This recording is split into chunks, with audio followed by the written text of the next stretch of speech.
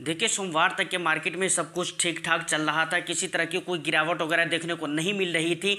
यहाँ तक है कि स्मॉल कैप और मिड कैप के जो इन्वेस्टर्स थे काफ़ी खुश थे, क्योंकि उनके रिटर्न्स काफ़ी पॉजिटिव देख रहे थे। लेकिन जब बात आती है 12 सितंबर यानी मंगलवार को, तो मंगलवार की अगर हम बात करें तो मंगलवार को मिड कैप और स्मॉल कैप के जो स्टॉक्स हैं उनमें काफ़ी हद तक गिरावट देखने को मिली है। देखिए, मैं आज के डेट में, आज जो ये दिन है मतलब थर्सडे है, मतलब लास्टली मुझे कल के टाइम पे वीडियो अपलोड कर देना चाहिए। मैं थोड़ा लेट आया हूँ, लेकिन कोई बात नहीं है। मैं स्मॉल कैप के जो बहुत नामवर, जिसके ज़्यादातर चर्चे होते रहते हैं मार्केट में, ऐसे फंड्स की मैं एक लंबी चौड़ी लिस्ट लेकर आया हूं, जिसको देखने के बाद आपको पता चल जाएगा कि किस तरह के स्मॉल कैप में किस हद तक की गिरावट हुई है और किस तरह के स्मॉल कैप में कितना गिरावट नहीं हुई है, मतलब कितना ज़्यादा किस पे असर पड़ा है और किस पे असर उतना ज़्यादा नहीं पड़ा है। ये चीज़ें आपको समझ में आ जाएगी, क्योंकि एक लंबी चौड़ी मैं लिस्ट लेकर आया हूँ और ख़ास तौर से उन म्यूचुअल फंड्स को मैंने इंक्लूड किया है जिसके चर्चे ज़्यादातर मार्केट में और इन्वेस्टर के बीच होते रहते हैं। तो देखिए, सबसे बड़ी बात ये आती है कि हम प्रेजेंट में अभी के टाइम पे जो ये गिरावट हुई है, मिड कैप में हुई है, स्मॉल कैप में, माइक्रो कैप में हुई है, बट हम यहाँ पर दो की बात करेंगे, मिड कैप की और स्मॉल कैप की, और ज़्यादा हम स्मॉल कैप की बात करेंगे क्योंकि सबसे ज़्यादा गिरावट स्मॉल कैप में देखने को मिली है। तो बात आती है कि भाई यहाँ पर क्या करना चाहिए और आने वाला टाइम में मार्केट का क्या हाल रहेगा, इस पर भी हम बात करेंगे। सबसे पहले वो लिस्ट मैं आपको पढ़कर सुना देता हूँ ताकि आपको समझ में आ जाए कि किस तरह के फंड्स में बहुत ज़्यादा गिरावट हुई है। यहाँ पर जो भी लिस्ट मैं पढ़ने वाला हूँ, ये स्मॉल कैप की लिस्ट मैं पढ़ने वाला हूँ। वजह और रीज़न ये है कि स्मॉल कैप में सबसे ज़्यादा गिरावट हुई है। सबसे पहले क्वांट स्मॉल कैप फंड की अगर मैं बात करूँ तो 3.95% की गिरावट हुई है, और बताया जाता है कि सबसे ज़्यादा गिरावट क्वांट स्मॉल कैप फंड में ही हुई है। जितना इसके इंडेक्स में गिरावट और बेंचमार्क में गिरावट नहीं हुई है, मतलब बेंचमार्क में जितनी गिरावट नहीं है उससे ज़्यादा गिरावट इस फंड में देखने को मिली है। समझ रहे कि नहीं। दूसरे नंबर पे आ जाता है डीएसपी स्मॉल कैप फंड, तो यहाँ पर 3.57% की गिरावट देखने को मिली है। उसके बाद आ जाता है महिंद्रा मैन्युलाइफ स्मॉल कैप फंड में 3.57% की गिरावट देखने को मिली है। Nippon India small cap fund की अगर हम बात करें तो 3.51% की गिरावट देखने को मिली है। एचएसबीसी स्मॉल कैप फंड की अगर बात करें तो 3.47% की गिरावट देखने को मिली है। आईटीआई स्मॉल कैप फंड की अगर बात करें तो 3.40% की गिरावट देखने को मिली है। वहीं पर बंधन इमर्जिंग बिजनेस फंड की अगर बात करें तो 3.40% की गिरावट देखने को मिली है। Franklin India similar companies fund की अगर बात करें तो 3.06% की गिरावट देखने को मिली है। Bank of India small cap fund की अगर बात करें तो 3.02% की गिरावट यहाँ पर भी देखने को मिली है। यूनियन स्मॉल कैप फंड की बात करें तो 2.99% की गिरावट देखने को मिली है। HDFC स्मॉल कैप फंड की अगर हम बात करें तो यहाँ पर 2.97% की गिरावट देखने को मिली है।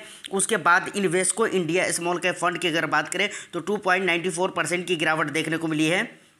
उसके बाद टाटा स्मॉल कैप फंड की बात करें तो वो यहाँ पर 2.93% की गिरावट है।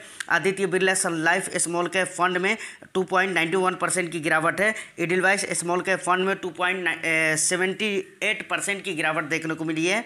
उसके बाद कोटक स्मॉल कैप फंड में 2% 69% की गिरावट देखने को मिली है। यूटीआई स्मॉल कैप फंड में 2.68% की गिरावट देखने को मिली है। ICICI prudential small cap fund में 2% 68% की गिरावट देखने को मिली है। 2.68% की गिरावट देखने को मिली है। LIC-MF स्मॉल कैप फंड में 2.64% की गिरावट देखने को मिली है। उसके बाद Canara Robeco small cap fund में 2.52% की गिरावट देखने को मिली है। उसके बाद PGM इंडिया में 2.49% की गिरावट है। उसके बाद सुंदरम स्मॉल कैप फंड में 2.38% की गिरावट देखने को मिली है। देखिए, ये सारा लिस्ट मैंने आपको पढ़कर दिखला दिया है कि किस तरह के फंड में, किस स्मॉल कैप फंड में कितना ज़्यादा गिरावट देखने को मिली है। अब सबसे ज़रूरी बात ये आती है कि प्रेजेंट में इस टाइम पे हमें क्या करना चाहिए। देखिए, आज जो मैं बात कर रहा हूँ, ये रिकॉर्ड मैं जो आपको दिखलाया हूँ और ये लिस्ट जो मैं आपको पढ़कर सुनाया हूँ, वो मंगलवार के हिसाब से है और आज थर्सडे है। तो अभी के डेट में क्या करना चाहिए, मेरे ख्याल से मार्केट रिकवर हो जाएगी। अभी आपको टेंशन लेने की ज़रूरत नहीं है। अगर आपके मन में ये ख्याल आ रहा है कि मतलब SIP वगैरह स्किप कर देते हैं तो आप बिल्कुल ही मत कीजिए। आप बिल्कुल रेगुलेशन के साथ अपना इन्वेस्टमेंट करते रहिए। अब बात करते हैं कि आने वाला टाइम में क्या होगा। तो देखिए, आने वाला टाइम में कोई भी ऐसी दिक्कत वाली बात ऐसी नहीं है। देखिए, टाइम टू टाइम होता है, मतलब 27 मार्च के बाद अगर आप रिकॉर्ड उठा कर देखें तो स्मॉल कैप में किसी तरह की कोई गिरावट नहीं हुई थी। स्मॉल कैप और लगभग मेरे ख्याल से मिड कैप में भी 27 मार्च के बाद कोई गिरावट नहीं हुई थी। अगर हुई भी थी तो कुछ पैसे की एक मतलब कुछ परसेंट की, मतलब पता नहीं चल रहा था, हो रही थी फिर रिकवर हो जा रहा था। लेकिन यहाँ पर जो अगर इंडेक्स की अगर मैं बात करूँ तो मिड कैप में 3% की गिरावट हुई है, समझ रहे कि नहीं। और स्मॉल कैप इंडेक्स की अगर बात की जाए तो वहाँ पर 4% की गिरावट हो गई है, समझ रहे कि नहीं। तो इतना ज़्यादा परसेंटेज में गिरावट बहुत कम ही देखने को मिली है 27 मार्च के बाद, समझ रहे कि नहीं। तो मेरे ख्याल से ये गिरावट हुई है, कोई बात नहीं है, मार्केट फिर से रिकवर हो जाएगी आने वाला टाइम में भी। आने वाला टाइम में इंडिया में इलेक्शन वगैरह भी है, तो इसलिए सरकार को ये चीज़ भी शो करना है कि भाई हमारी इकोनॉमी ठीक ठाक चल रही है। तो मेरे ख्याल से ऐसा कुछ रीज़न अभी फ़िलहाल समझ में नहीं आ रहा है जिसकी वजह से ये कहा जा सके कि आने वाला टाइम में मार्केट का हाल बुरा हो सकता है या फिर बहुत ज़्यादा ख़राब हो सकता है, समझ रहे कि नहीं।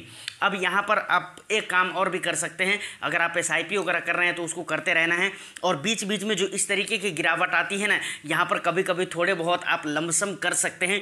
इसका बहुत ज़्यादा फ़ायदा आप उठा सकते हैं, मतलब इस गिरावट का फ़ायदा आप थोड़ा बहुत लमसम करके उठा सकते हैं, समझ रहे कि नहीं। क्योंकि ऐसे वक्त में आपको NAV सस्ती मिल जाएगी और मार्केट 100% 1-2 दिन 4 दिन 6 दिन हफ्ते दिन में रिकवर हो जाना है, मतलब ये तय है। देखिए, लार्ज कैप स्टॉक की थोड़ी सी मैं बात कर लेता हूँ। देखिए, लार्ज कैप स्टॉक पे उतना ज़्यादा असर नहीं पड़ा है, क्योंकि ये आपको बखूबी पता है, बताने की ज़रूरत नहीं कि लार्ज कैप जो स्टॉक होते हैं वो स्टॉक होते हैं जो बहुत ही स्टेबल होते हैं, बहुत ही फंडामेंटली मजबूत होते हैं, स्ट्रॉन्ग होते हैं। तो इसलिए उनके ऊपर कुछ थोड़ी बहुत झटके अगर आते भी हैं मार्केट में तो उसका असर लार्ज कैप स्टॉक पे नहीं पड़ता है। वजह यही है कि वो बहुत ही ज़्यादा पहले से मजबूत होती हैं, समझ रहे कि नहीं। वो सारी कंपनीज मजबूत कंपनीज होती हैं, तो उतना ज़्यादा असर नहीं पड़ता। और जब लार्ज कैप स्टॉक पे असर नहीं पड़ता है तो उस कैटेगरी का जो म्यूचुअल फंड है तो वो अपने पैसे को लार्ज कैप कंपनीज में लगा रहा है। तो इसका मतलब ये है कि जो लार्ज कैप म्यूचुअल फंड्स हैं